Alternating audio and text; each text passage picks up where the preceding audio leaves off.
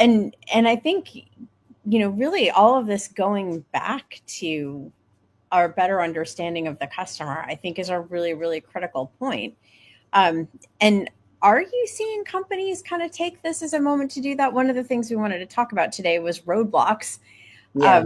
And I would love for you to share, the roadblocks that you're seeing. But I think it seems to me one of the big ones is this sort of bizarre unwillingness to understand what's going on with your customers that I just don't get.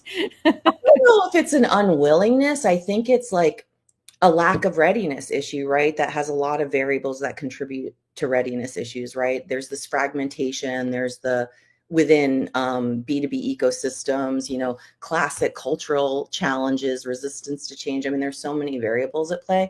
I mean, the roadblocks that I'm hearing about on these AI roadshows that we've been doing, and as well as just during implementation of agents with customers, is one, there is suddenly the recognition like, oh crap, our data is definitely not where it's going to need to be to train AI the way we want to. Garbage in, garbage out still applies, right? At the AI, even more so at the AI level.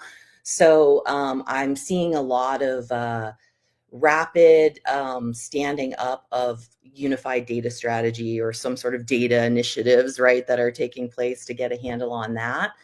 The other roadblock I think people perceive they have, at least when I've been talking to them, is either that they have too much content and it's too overwhelming, or we don't have enough content to train an agent or use AI the way we want to, or except for like to create more content, right? You know what I mean? So I think that both of those things are untrue. The roadblocks, I think, for a lot of folks are really that mentality, right? Of like, I'm not ready for AI. I'm going to have to do all of these other things first.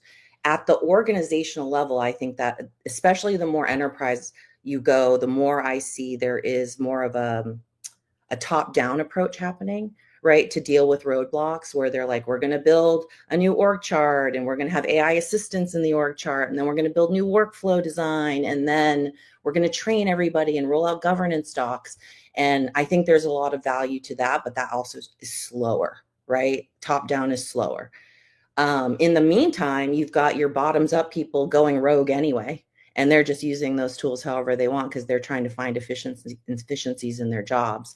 On the more SMB side, or like smaller team size, I think that the roadblocks are resources, as well as just feeling like they may not have the internal cultural or leadership support that they need.